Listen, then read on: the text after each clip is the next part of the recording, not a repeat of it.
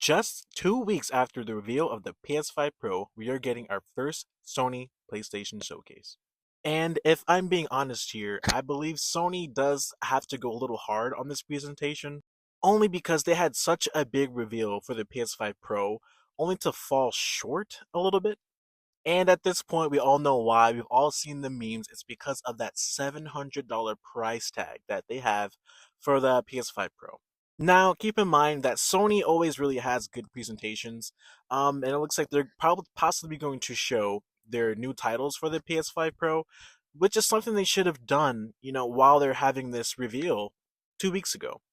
But I'm not going to speak for everyone because there are a lot of people that don't have a PS5 yet, and the PS5 Pro is probably a good segue or a good jumping point for people to get on board, for the PlayStation 5. So this showcase coming up could be a redemption of some sorts, to make up for that kind of mistake that they made. And I think they kind of know it. I think because this came so soon, this could have been planned already, but I'm just going to pretend that we kind of force this hand to be played.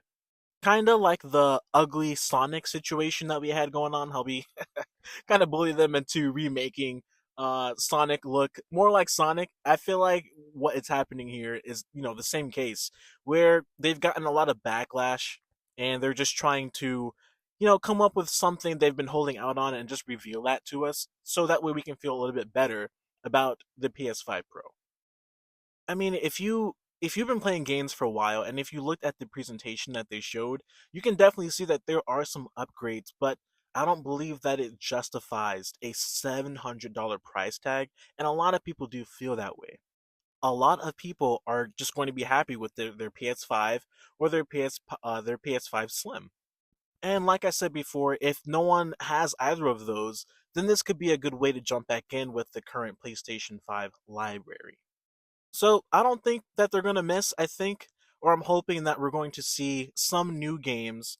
Most likely, we're going to possibly see some remasters if games are a big part of what they're revealing tomorrow because they already went over the hardware. And I know a lot of people think that we are going to be blinded, or we were blinded by the PlayStation 1 coloring of the PS5 Pro. It looks really good. It looks sick. It looks amazing. But still, $700 for something so- for something most people who have a PS5 are not possibly going to get, because of that. That's a big deterrent. So hopefully this presentation just ups the ante a little bit when it comes to showing what it is that they probably should have shown almost 2 weeks ago. And in that time, we got the release of Astrobot, and that game was just wonderful. It was magnificent, it was colorful, it was very fun and exciting, and it was just a joy to play. It made me smile the whole time. I was just amazed. And the thing with that is, no one is questioning the the beauty of that game. No one is saying, I wish the grass was more detailed. I wish this was more realistic. I wish it was shinier. I just wish it was better. No one's saying that. It's not a realistic looking game, but yet the game delivers a fun and exciting experience that I haven't really found personally, um, since Mario Galaxy back on the Wii. So I just want to say that there is a focus to make great games, but you don't always have to make the most realistic looking games to have a great game. And I think the success of Astrobot should kind of teach a lesson to Sony about that. So let's look forward to tomorrow's presentation. I'm sure they will deliver. Sony usually does a great job. This is the Average Hardcore Gamer, and as usual, play well.